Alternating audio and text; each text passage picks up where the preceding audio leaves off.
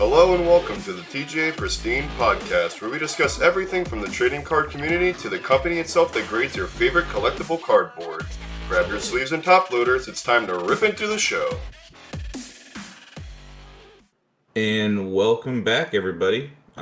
So we had a pretty big major week last week when we were discussing a lot of anime topics. As you saw, me and Jordan got kind of out of hand, and the episode lasted a little bit long, but you know, it's a pretty big topic for us. It's like a big part of like our interests and like our hobbies and everything. But this week we wanted to get into another big topic, which is sports. So a big one for us today, what we wanted to discuss is for anyone that happened to watch the women's national championship game between LSU and Iowa. It was probably one of the best games, not only just like with female sports or men's sports or whatever, but like it was probably one of the most like exciting games I've watched in a while regarding sports. I was super excited for them to like see LSU go in there and take on this challenge of like probably beating one of the best women's teams we've seen in a while, and then especially with how Iowa had that point guard Caitlin Clark that's like pretty much the female Steph Curry. I mean, she could get off any shot that she wanted, and she was hitting a lot of them for a good bit throughout the game. But just seeing the toughness from the team, like I mean, the amount of for anyone that watched the game, the amount of fouls throughout the game was ridiculous. I mean, they were calling everything on both teams. It wasn't just one sided, which I was seeing a lot of people saying it was ever like since LSU ended up winning. There was a lot of people saying that the only reason Iowa like lost or like struggled was because of their fouls. But I mean, if you watch the game, LSU was also getting a lot of foul calls. There was multiple bad calls made on the women that we had that were playing down low, especially with Angel Reese. Like there was multiple bad calls made on her. The one main thing I didn't agree with the game was when they called the technical foul on Caitlin Clark for just tossing the ball behind her after there was a foul. I didn't really agree with that. I felt like that could have just been dealt like a warning or something, especially if it's like the first time it happened. I didn't really see it necessary to call a tech there, because apparently I'm not sure if it's like a rule in college or if it's just for women's, but apparently a technical foul also counts as a personal. So that was like another major turn point, because she already had 3 at the time. So then when they gave her that technical, she ended up with 4. So it was like a pretty big moment for the fact that like all their like best players in their starting lineup were like in foul trouble leading into the fourth quarter. So that was a pretty like big moment from seeing that. But I mean, overall, the game was just amazing. I mean, so like in the first quarter, and then like mostly in the first half, like LSU didn't have most of their starters playing because like 3 of their starters had multiple fouls already. Like they were already in foul trouble, so they had to rely on their bench. But like, I mean, the girls that were coming off the bench for them were stepping up big time. For like the main one, Jasmine Carson, who apparently, from what Jordan told me, was a grad transfer. She was knocking every shot down, every single 3-pointer. Like no matter what shot it was, she was stepping up. She hit a couple free throws. Like she was perfect in the first half, and then she ended the first half hitting that buzzer off the glass. I mean, the whole like game was just amazing, and so I wanted to place a lot of preface on this game and just talking about the players and like Alexis Morris for LSU, their point guard. She stepped up big time. She took on the challenge of trying to guard Caitlin Clark, and honestly, holding her to 30 points is like I feel like was good considering she's been scoring 40 the last like couple of games or last few games and stuff. So keeping her at 30 I think was like pretty good, and she did her best like trying to face guard her and just trying to keep up with her throughout all the screens and everything like that. That game was definitely exciting to watch. I don't know how you felt about it, Jordan, but it was definitely exciting whenever I was watching it. Yeah, it brought back some memories on when the U.S. women's soccer team was in the Olympics, and when I would watch that, because I mean, if anybody knows our family, we don't care at all about soccer. Probably our least favorite sport in the family. I even like hockey more than soccer, golf more than soccer. Right. I've actually played golf and enjoy playing. Watching, it's it's something different. But yeah, it's brought back memories of like it's something we normally don't partake in, but being that we are from Louisiana, currently reside in Louisiana, we had a lot of interest in watching this LSU team that has 9 freshman players, or just 9 players that weren't a part of the team last year, going all the way into the. Oh, hello, Sophie. Sorry, your cat just walked in. Going to the national championship and winning. It was something like really, really fun to watch and to be able to support and to see the university that we love so much, to be able to be on top of the nation in any category is always going to be enjoyable and really fun to be a part of, and especially for Coach Kim Mulkey, who won 3 national titles with Baylor, and she's also from Louisiana, and this is only her second season with LSU, and she already brought them to their first national championship game and won. And so she's the first coach in women's college basketball to win a title with 2 different schools. So I think that's really awesome to see. And throughout the game, the amount of threes that were just being made, all these shots were just going down like butter. It almost didn't seem real for a majority of the time. Like these are really, really talented athletes at the top of their game, and they definitely showed up on the national scale and put on a show for everybody. And hopefully it brought up, because I know the prices were like an all-time high for the women's Final Four this year. And Yeah, it was somewhere like around like the cheapest ticket was like close to like $500 or something. right. So that's really awesome to see, and that they're starting to gain relevance more and more as time goes on, and just seeing like that competitive edge with Angel Reese and Caitlin Clark, and them kind of going back and forth, and I thought it was really cool. And I was gonna transition that to something else I completely forgot about, but yeah, it was really awesome to watch that game and to finally start getting more involved with women's basketball and just women's sports in general. I know the LSU's gymnastics team is currently in the final 8 teams in the nation, so they're going to be really close to winning a national championship as well.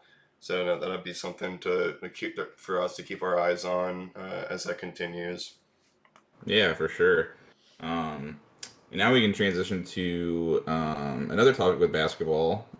Sticking with that. So they have the men's national championship coming up, and it's going to be between San Diego State and UConn. I'm not gonna lie, I don't have interest in either teams. I don't really know who I would want to win. If I had to guess, I would probably say I would just go with San Diego State, because they're like slightly an underdog going into this game, being a 5th seed in their region, and then UConn being a 4.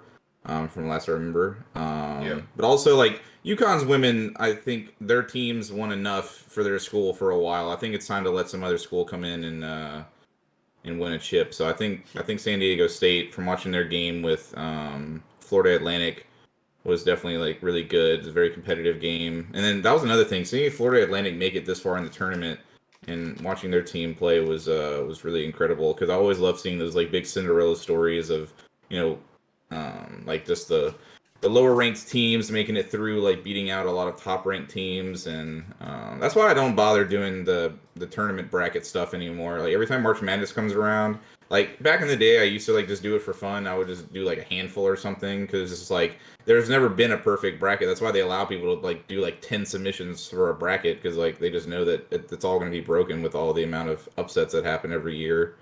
There's always at least like 1 to 2. Almost all of the number 1 teams usually lose within the first like sets of games, whether it's in the top 32 or the Sweet 16 or whatever it is. Like, it's been very rare when there's been 2 number 1 teams that finally make it all the way through the tournament like people expect. But there's always those low ranked teams that step up and take advantage of the moment. So honestly, I'm not really sure. I mean, I'm sure I'll watch the game. I'm not really too sure if I'm gonna have like a huge stake in what's going on or anything like that.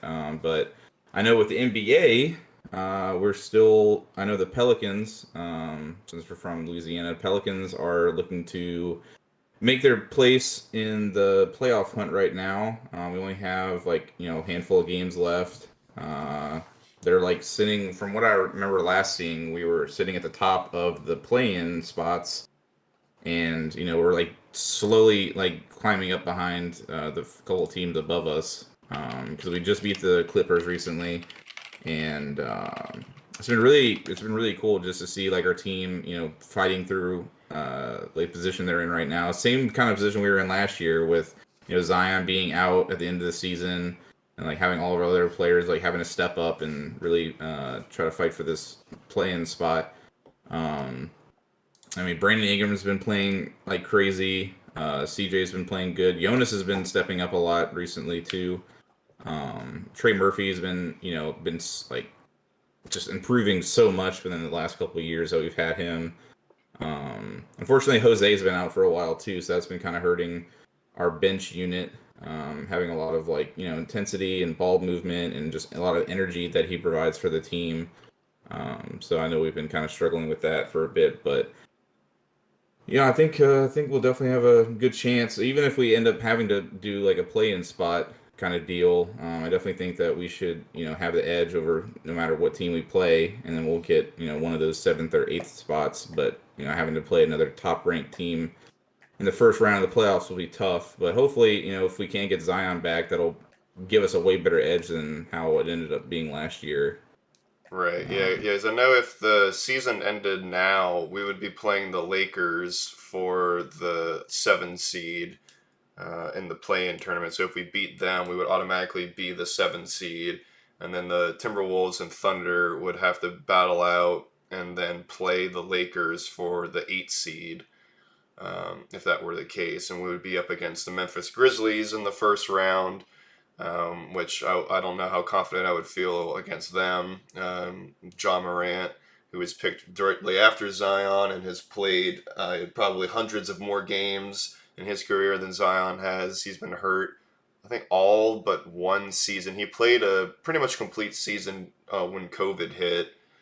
Either it was that season or the season after. He actually had like a complete year for the most part. Every other year we've had him, he's been dealing with some major injury. But I mean, we took down the Denver Nuggets recently. They didn't have Nikola Jokic, but we still stomped a mud hole in them by I think 19 points, and they pretty much never led at all during the entirety of the game. And like you said, Brandon Ingram has been playing lights out. Probably he even argues he's playing the best basketball he's ever played in his career during this stretch. And I think you had mentioned earlier when there about like a week or two ago, Willie Green had put up the standings in the locker room for the Western Conference and was letting the team know, like, hey guys, this is where we sit right now. This is how many games we have left. Like, it's time to clock in. There's no more excuses. We have to just grind, and if you want it, you have to go take it. Because leading up to a couple of days ago, there was only a 5-game separation between the number 4 seed and the number 11 seed in the West, which is something I can't remember of ever being a thing ever since I've been alive for almost 25 years in the NBA. This is like a prime, perfect example of how the play-in tournament just works perfectly in the system of the NBA. It's not like this every year. Usually there's a much bigger gap. But yeah, even like the Denver Nuggets are 51-26. It's a great record, but for someone to be number one or just to have it the top standing in a conference is something you don't normally come across. And just getting down, like I said, between like the 3 and 4 seed all the way down to 11 and even 12 now, there's not like a crazy amount of separation there. And it's really exciting because it really feels like anybody can take control of the conference and make it to the finals if they really are gung-ho and have that tenacity about them. Because the Pelicans were number 1 in the West about near halfway through the season, and then Zion got an injury, like he always does. Right. And we at one point went on a 10-game losing streak, which killed all of that momentum that we had and brought us right back down to 500. Yep. And since then we've clawed our way back and are 2 games above 500 right now at 40 and 38. 78 games total. We only have 4 left. 3 of our last 4 games are home in a row. Our next 3 games are home games, and then our final one will be against Minnesota in Minnesota, and they are currently 2 games or 1.5 games behind us right now. We just beat the Clippers, which I think we swept them for the entire season series, and they're right above us, so we easily have any tiebreaker over them that we would get priority over if we were to tie with them. But it seems like Yep. they're a half a game, so I don't think a tie would be in place, but we would still have the edge regardless. And then the Warriors are getting this 1 game above us. I think Phoenix is like 2.5. So we can easily slip in outside of the play-in tournament and avoid that, because we had to really, really fight last year against the Spurs, and then we played the Spurs at home in the first play-in game that we won, and then we had to go to Los Angeles to play the Clippers, who again did not have Paul George, I believe, and we came back. I think we were down 10 going into the fourth, and we came back from that deficit and took the game.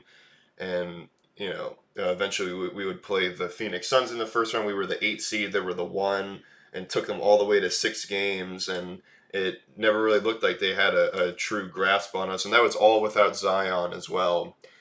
So I know putting Zion into our rotation, it means nothing but benefits, nothing but positive things come out of it. We always find ways to play without him. We look like a solid team without him, but there's no argument that can be made that says that bringing him back will be negative. That he's only done great things for us whenever he's played, and when we've been at our top of our game, he's been a part of it.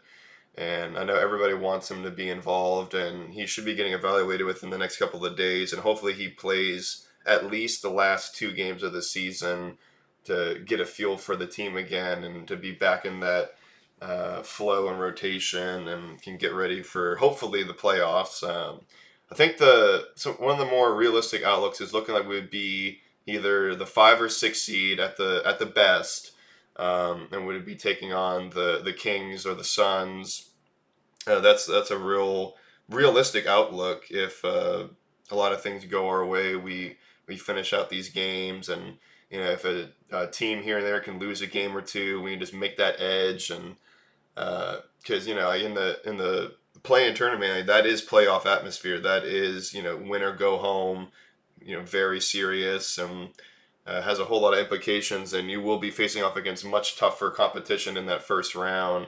I think if we can sneak into 5 or 6, play Sacramento or Phoenix, who are great teams. Like I said, we lost to Phoenix last year, and they just added Kevin Durant, so they're definitely nobody to sneeze at. And Sacramento has been playing lights out basketball this year. They have a very solid unit overall. So I know there'll be a tough game every time we go out onto the court to face them. But you can never rule out the Pelicans. Brandon Ingram has just started to get his first triple doubles of his career. He got 2 in 1 week, easily scoring 30 points a game. We have a great depth unit, like Ryan mentioned earlier. Trey Murphy III, his 3-point shooting has literally shot out of nowhere. No pun intended. He was a good 3-point shooter in college at Virginia, and then whenever he played with us last year, he was good. He was a rookie, so he made a lot of rookie mistakes, but he was still efficient enough for us coming off the bench, and now he sees himself in the starting lineup a lot. I'm not sure if he'll be in that same role when Zion comes back. We'll have to see what Coach Willie Green thinks about it. But, he's been shooting lights out. He's been incredible for us. Najee Marshall is an incredible slasher and defender. We just have a really good team. And Jonas has really stepped up. He's one of the truest centers we could ever hope for. New Orleans has been begging for a good, consistent center for years, ever since I've been alive and been a fan of the team. And so it's really great to have somebody that we can fully trust at that big man slot. And adding C.J. McCollum last year too was incredible, and even he saw the potential in New Orleans in this franchise, and he came in late too. So that kind of we didn't get to truly show how good we really were. And so now he's been playing with us for the full year, and he's stayed healthy. And I just think we have a very strong potential going into the postseason. We definitely deserve to be in the postseason and to have a chance to fight for a spot. Whereas with Dallas losing game after game after game, like the Kyrie Irving test is not going too well for them to start off. Maybe it'll just take some more time, but you can just never tell what he's thinking and what he's going on, wanting to be traded or released or anything. So I'm sure losing doesn't really help his mental process on wanting to stay in Dallas, but they're starting to dwindle away, and it's almost looking like we're going to have a lock-in for at least the play-in tournament if they decide to lose one or two more games. A lot of that will start to be guaranteed, because there's only three teams that are guaranteed out right now, which is the Rockets, the Spurs, and the Trailblazers. Blazers just recently got eliminated a couple games ago. So the Utah Jazz looks like they're going to be next if Dallas decides to actually win a couple games. Yeah, because I'm pretty sure the Jazz and the Mavs, like if each of those teams lose like one more game, like they would be officially out. I'm pretty sure because That's what it's looking like, yeah. Yeah, because the Jazz are sitting at 36 and 42, and then the Mavs are right there at 37 and 42. And those are the only two teams sitting at the 11th and 12th spot with 42 losses. The Thunder at 38 and 40, Wolves at 39 and 40, Lakers 39-38, and then Pelicans right now currently in 7th at 40 and 38. So I would think that the Jazz and Mavs, if they lose and if they end up losing one more game, like they'll be probably considered out. But honestly, regardless, no matter like what team we end up playing against in the first round and like just like throughout the playoffs, I definitely think that if there's a way that we get Jose back in the lineup and then even Zion back in the lineup, and even if like Zion isn't able to come back and play his starter minutes, which like I'm not expecting because how they like to treat him when he comes off his injuries, they like to try to like just ease his way back in the rotation. They try to get him about like 15 to 20 minutes or so, just to kind of depending on like how he's feeling and how he's looking. We don't want to try to push him to just like start going back into playing like 30 minutes a game. So I definitely think if we can get them back toward the end of the season and going into the playoffs, I definitely think we'll have a much better chance of actually producing some solid wins and like moving throughout the rounds of the playoffs and actually having a decent shot of finally reaching the promised land. But it all just depends on if we can stay healthy. Like if all the players step up when they need to and make the right plays, and we can just keep our guys good for the playoffs, then I think we'll be set. But obviously the few teams that have already clinched is the Nuggets, the Grizzlies, and the Kings. They're sitting up top pretty in the West, so they're all set right now. Because honestly, I've been super surprised with the Kings. Because I know for a while the Kings have just been kind of like on the low end. They haven't really been doing much. But honestly, the Kings are like a huge sleeper team. Like for being in the top three in the West, like they've been playing incredible basketball this year. So I'm really surprised with them. And then we take a look out east. Currently, there are I believe 6 teams that have already clinched spots for the playoffs because. They have the Bucks, Celtics, Sixers, Cavs, and Knicks that have either clinched their division or clinched a playoff position. And then they have the Raptors down at 9 that apparently already clinched their conference at 39 and 39, apparently. So that leaves the Nets, the Heat, and the Hawks toward the bottom of the East Division. And all the records are pretty similar to like for the situations of like how the West is playing out right now. They still have a couple teams that are still trying to trickle in. But it almost seems like the 1 through 10 is already kind of sealed up because right under the Bulls at 38 and 40 is the Pacers at 34 and 44. So I would assume that the Bulls have pretty much already locked up the last play-in spot, and then just depending on how those games work out, some of those teams might get mixed up and stuff in there in those last handful of spots. But yeah, obviously, the Bucks, of course, have been playing incredible the last few years. I think Giannis is easily currently, in my opinion, the best player in the league right now. He's just a huge force to be reckoned with like his height, his length. He can just get to the hole anytime he wants. He's been improving his jump shot over the years, so you can't just leave him open on the outside. When they acquired Drew Holiday, that was like a big pickup for them. All the other players that they have on their roster. Celtics, of course, another team that's been playing well. Sixers are getting back into the mix now of contending. The Cavs, another team that's coming up, and then the Knicks. The Knicks were pretty big. I know they went out and acquired Jalen Brunson from the Mavericks. That was a huge pickup for them. And then one of my personal favorite players that the Pelicans once had. It was like probably for a short stint. I think it was literally only for a year. When the Pelicans had Julius Randle, I was a huge fan of his. I love the way he plays. He's very physical. He has a great jump shot for his size, and he's a really good rebounder, really good team player. I was really a huge fan of Julius Randle. So whenever we lost him and he went to the Knicks, I was kind of upset, because the Pelicans have been kind of known for years for just getting rid of like good talent and just like taking up other people. But obviously, the last couple of years for the Pelicans has been coming up. We picked up a lot of good rookies, and a lot of our young guys are developing really well. So I'm pretty happy over the last couple. But before, there's a lot of years where we would pick up really good players, and then we just let them go after a year, and then like we would be back in like rebuilding phase basically, and just like trying to hope to get a good draft pick and trying to turn our roster around. But yeah, I mean, I think like the way that it's shaping up right now, I definitely think the Pelicans have a really good chance of whether we do end up in a play-in spot, which will probably end up happening. But I think that we'll have a good chance of just beating whoever team we end up playing. I think we'll have a good shot of getting back in this year. And then hopefully now with Zion coming back soon, then we'll have an even better chance of getting through these rounds. But I think next we can go into the upcoming NFL season because there's been some changes with the Saints. Just like some players we've been getting. And Dennis Allen now going into his second year. Hopefully, hopefully gonna finally learn how to be a coach. I know like he really struggled in his first year. There's just a lot of stuff going on.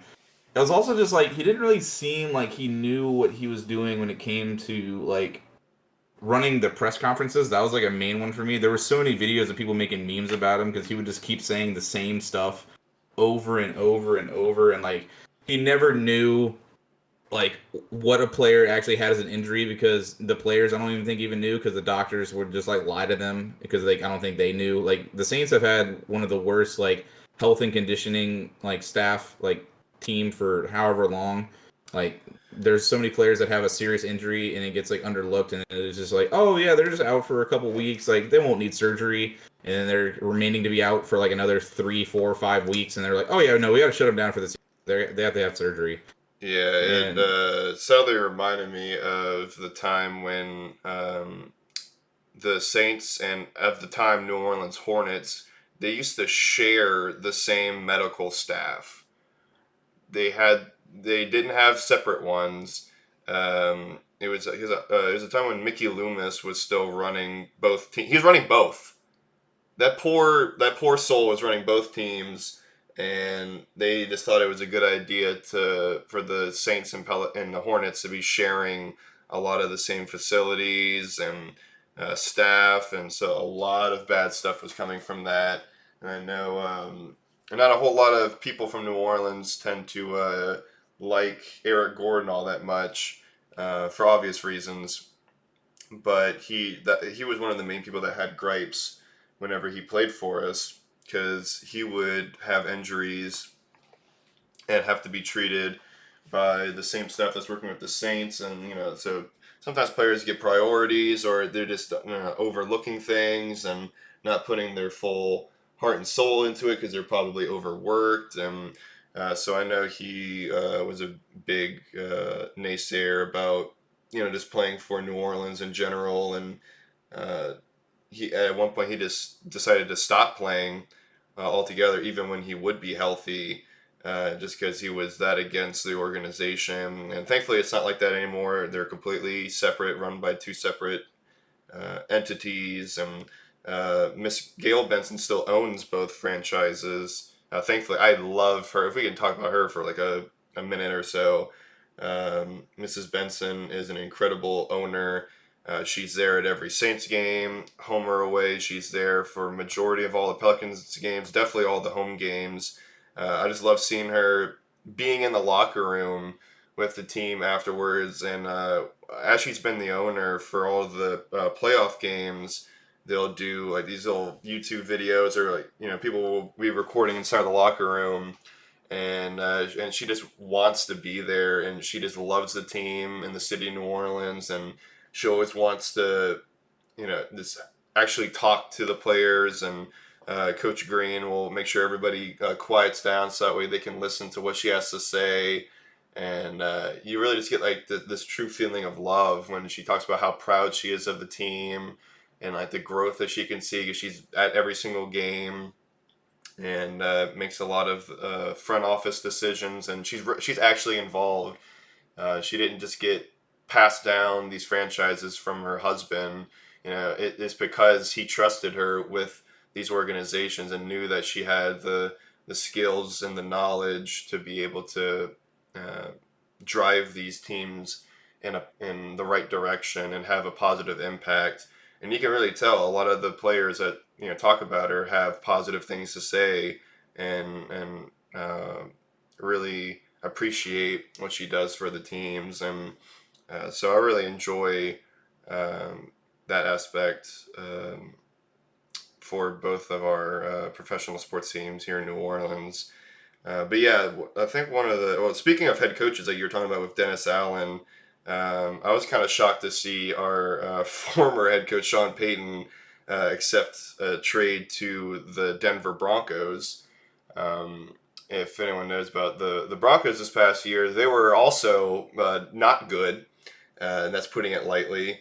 Their little Russell Wilson first year experiment was a complete backfire, putting it lightly as well. I Yeah. But yeah, I got to actually see him in person. I went to the New Year's Day game of the Kansas City Chiefs. They had a home game against the Denver Broncos. My best friend lives in Kansas City. We try to make a game out in Arrowhead. Excuse me, out in Arrowhead every year, and so they happened to play Denver that week. And so I got to see the old Broncos country riding into another L that game. But they actually only lost by 3. I think it was 27-24. Russell had a couple rushing touchdowns, a passing touchdown. It was actually a close game that I don't think anybody was expecting. Uh, but you can definitely see the intrigue that Sean has in wanting to go to Denver, and coaching up this mobile gunslinger of a quarterback who has a really good career, and still has some good years left in him. And if they can surround themselves with some good receivers and good pass protection, and have a formidable defense to limit the scoring, Denver has an ability to get back into relevancy into the playoffs. And we always wish Coach Payton nothing but the best. He brought the one and only Super Bowl to New Orleans with him in 2009.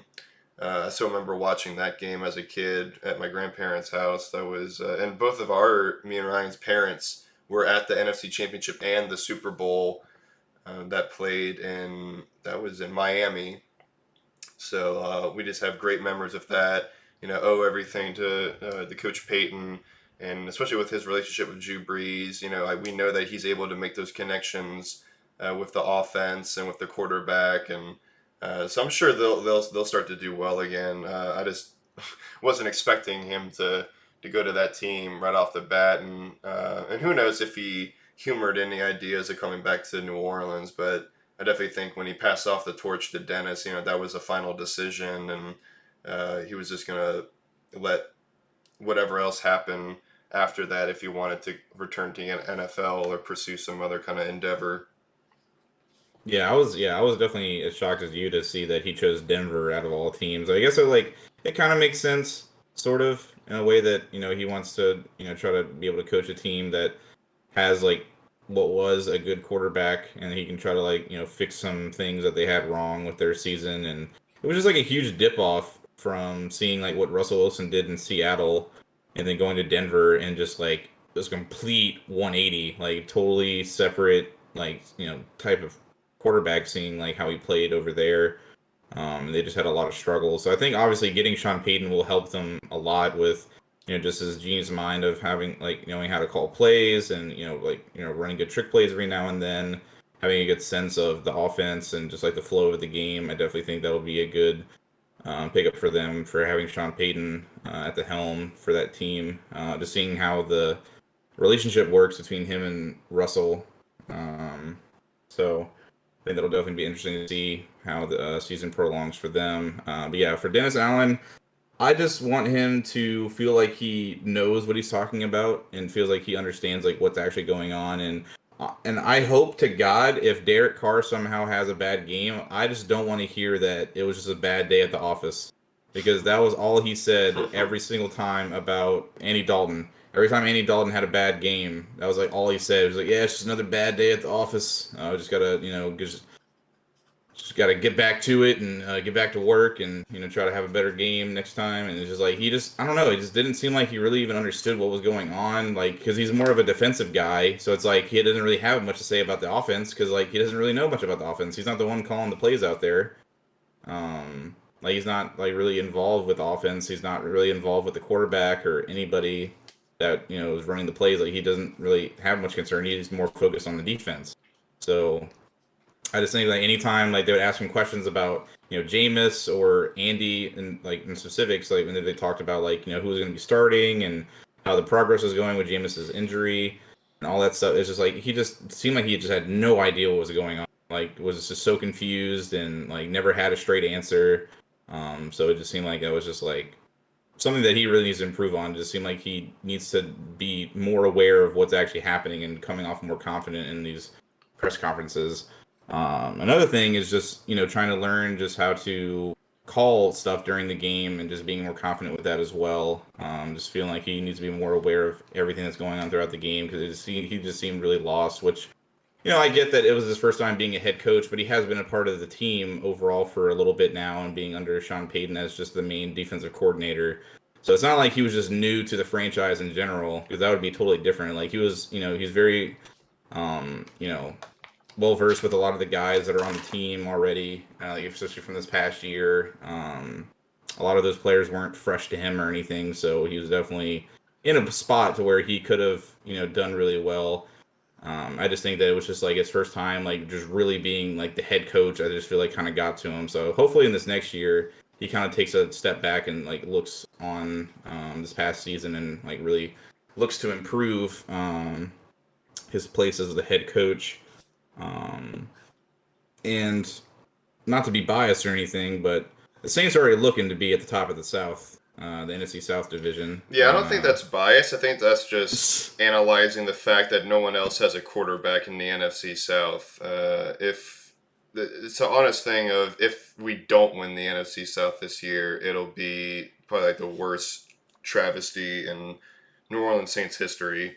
Like the best quarterback is Derek Carr. That's probably saying something. Like, he is a good quarterback. I don't think he's anything super special. Like, he has been to about 3 or 4 Pro Bowls, so like he knows how to throw the ball. He knows what he's doing, and it's very possible that in this new environment with the team with probably like the best receivers he's ever had in his career, arguably, that he'll start to flourish and truly show in this new environment. He's been with the Raiders his entire career, so I think in like this new environment with a team that is truly standing behind him and giving their all for him and him doing the same for us, it'll kind of be like a breath of fresh air and can kind of spark a new flame for him and for the city of New Orleans to start getting back to the playoffs and being back where they belong and being one of the top teams in the league again. Yeah. Yeah, because I think because one of the only other major additions we added to was Jamal Williams. He had the most rushing touchdowns in the league last year with Detroit. He was starting to bring them back into relevancy as well, and we were able to sign him to was it a 2 year or 3 year deal? I believe it was 3. Yeah, and on a really good contract too. And so now, if Kamara is able to see the field for majority of this year, that's a incredible duo to have for the Saints in their run game. Because I already believe in our pass game that we're gonna do predominantly well with that, and to add just as equal of a threat rushing the ball. Would be very great for us, and we don't love him just because he's a huge anime nerd like us. But he does. That is a plus. It's an enormous plus, and probably 90% of the reason why I love him so much. But I think he definitely will fit into our locker room perfectly. Because New Orleans is many things, but one of the main ones is we have a lot of character and a lot of personality, not only to the team, the players, but in the city. We love different people, we love exotic people, and we love just sharing between each other our cultures, our interests, our innate personalities, and he's got all of that. And I think him being with this team just adds more to it, and he gives us even more of a reason to support the team, to love the team. He's just so positive and energetic and happy. He's going to be a quick favorite for all the fans in New Orleans and for the Saints, and he's going to be a huge joy to watch for this season coming up. Yeah, absolutely. I mean, because you look at across the board, all the players we have for the offense, and a couple of new faces. Obviously, acquiring Derek Carr from the Raiders. Seeing what's going to be going on with Alvin Kamara, Michael Thomas coming back from another long injury from this past year, so hopefully they can figure out something with him and get him to be where he can stay healthy for more than a handful of games, because the years that he's been healthy, and he's on top of the world when it comes to the talent for receivers. Taysom Hill being our normal jack of all trades player, pretty much can do it all. Swiss Army knife. Yep, and then acquiring, like you said, Jamal Williams, Chris Olave coming off a huge rookie season. Arguably the offensive rookie of the year, but it's whatever. It's okay. We already had one in Alvin Kamara, so we don't want to take him from the rest of the league every year. Right. And then we just recently reacquired Jawan Johnson. And then we still have that young guy that stepped up big for us last year, Rashid Shaheed. Yeah, he was incredible for us as coming off the practice squad. Yeah, and then unfortunately Marquez Callaway did end up signing with the Broncos. Yep, going to Sean Payton. Yep. So, and then we still have Traquan Smith, who is really honestly hit or miss for us. There would be games where he'll play well, and other games he'll drop a couple of passes. So it's he's still kind of, still kind of hit or miss for us, unfortunately. But when he needs to, he has stepped up in the past and made big plays for us, so I definitely think that's good. And then we just acquired that receiver from the Raiders, actually. Oh, right. So I'm guessing that guy will end up replacing Callaway. It also gives another player that, Carr has had some type of chemistry with, and he's had some experience throwing to. So I definitely think that'll help him kind of ease into the system. So that's going to be the biggest thing, is not only do we still have a very fresh head coach, he mainly focuses on the defense, but acquiring Derek Carr as a brand new quarterback, trying to get him on board with the system, and trying to build up all the chemistry with the players, and just getting all of that figured out. We still have, to my opinion, I think we still have one of the best defenses, especially when they're on their game. There's not a lot of teams that can really move the ball that well on Saints defense, especially when we have such a good, I feel in my opinion, lockdown corner with Marshawn Lattimore. He's been super consistent for us over the years, ever since we drafted him.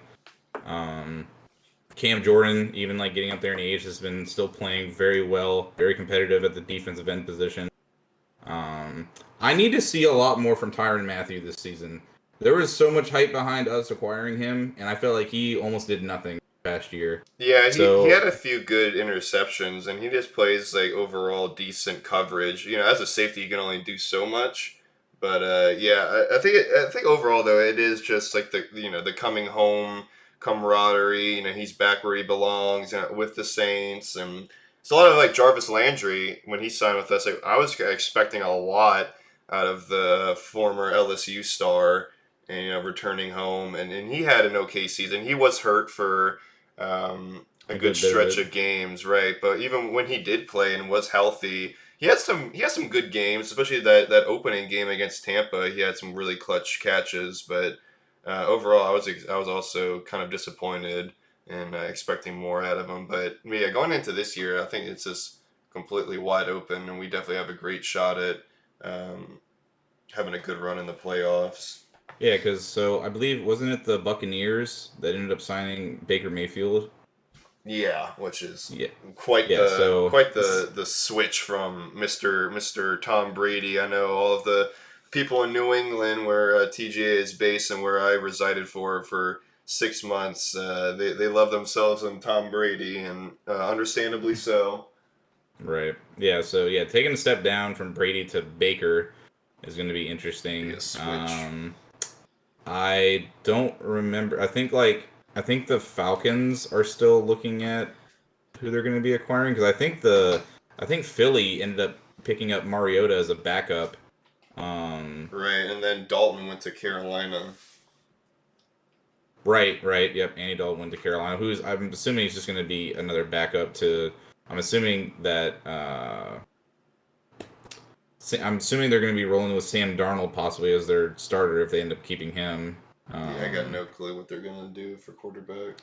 yeah, Mister Lego looking Police policeman dude. officer, yeah. Yeah, Lego police officer looking dude. Yeah, I've never anyone that's listening that knows about Sam Darnold, I've never liked him. I never thought he was good. I never thought about like honestly when Cam Newton mentioned about randoms, Sam Darnold's one of those randoms to me. I think the Panthers should look at getting Cam back. But There was one random that actually came out of nowhere and became really great was Daniel Jones.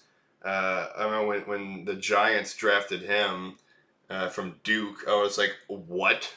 Me and Ryan, we love Duke. We love Duke basketball. I still support them in their other sports as well.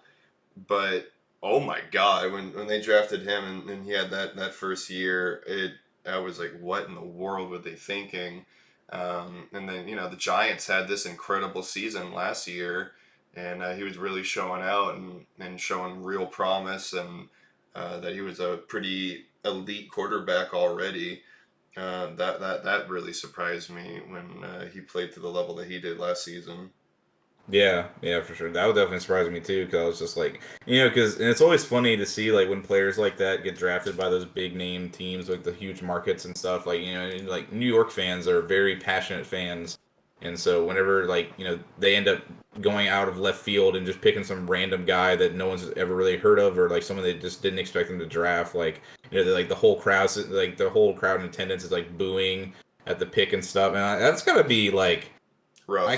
I can't imagine like being the kid that gets drafted like top 10 in the NFL draft and you thinking that like everyone's just gonna be loving you and stuff and then you go up on stage and everyone's booing you.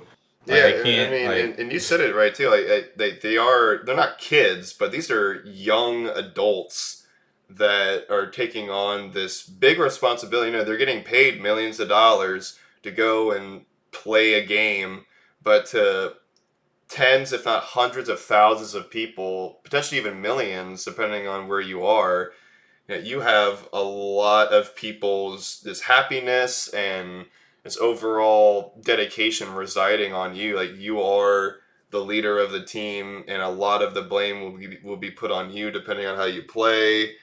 And it is a lot of pressure, and they have to take this on at such a young age.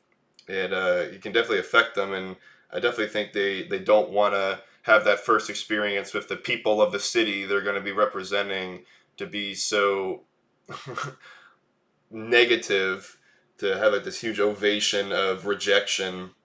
I'm sure because I know with mental health is going around very big now, and which is something positive coming out of it is that a lot more people are open about seeking out therapy and getting help and being able to talk with people about it. So I'm sure a lot of professional athletes uh, experience that and seek therapy, or just professionals in the medical field to be able to talk their feelings about it, because that would be something that could easily start to take over an athlete's mind.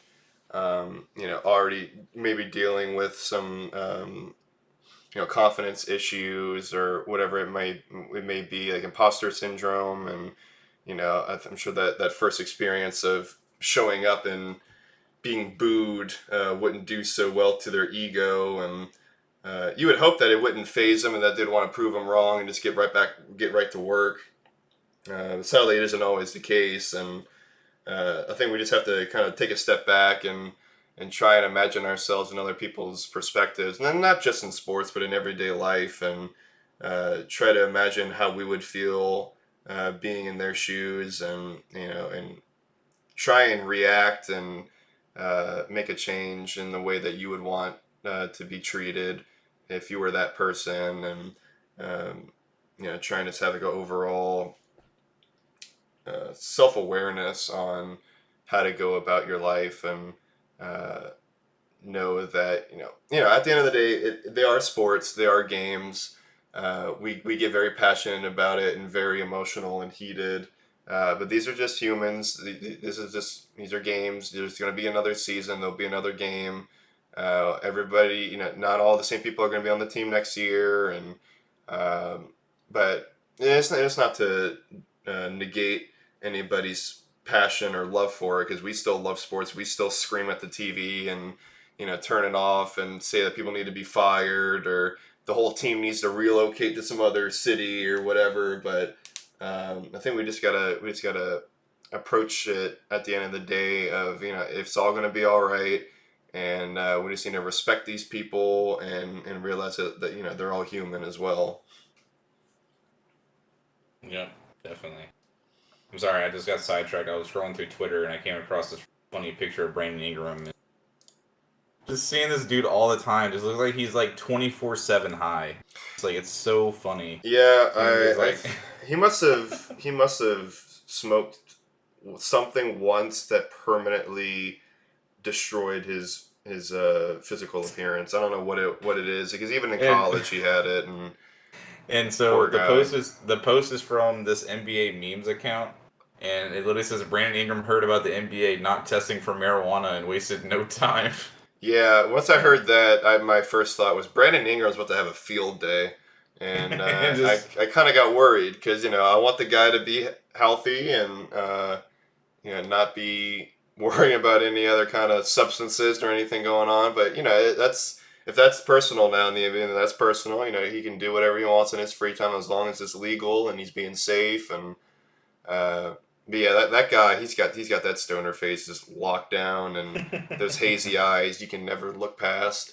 But hey, man, the dude's balling out. So if he's got to smoke every time to be an all-star, I go for it, man. If he's okay with it, I'm okay with it. Yeah, I mean, it'd be kind of funny to learn that, like, I'm sure he probably doesn't. It's just the fact of just like how he's worked for years. I beg to differ. I mean, I'm just saying, like, I obviously wouldn't be surprised if like he came out and said that like he has from time to time, or like whatever, like especially like in his younger days, like being in high school, like in college and all that stuff. I'm sure like there probably was instances where he was.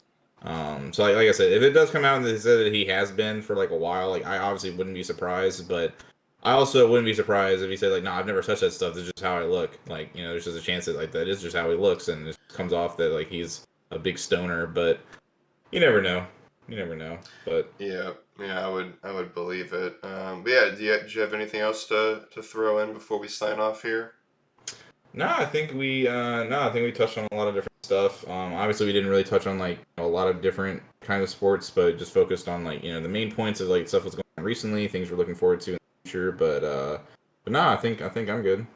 Okay, yeah, I would agree. We definitely touched on all the things that we knew the most about and most passionate on. But yeah, guys, so we want to thank y'all so much for tuning into this week's episode. We really hope to see y'all in the next one. And remember, if you want it pristine, you got to keep it clean. Thanks for watching. Hey guys, it's Jordan here at the end of the podcast, hoping you stayed through to the end to get our question of the day. And the question of the day today is, who is your favorite athlete? And it can be from any sport: football, basketball, baseball, hockey, whatever. Just let us know who your favorite athlete is. And do you have any special memories with this athlete? Is there any particular reason they're your favorite? Just let us know down below. We'd love to hear it. And, as always, if you want it pristine, you got to keep it clean. See y'all next time.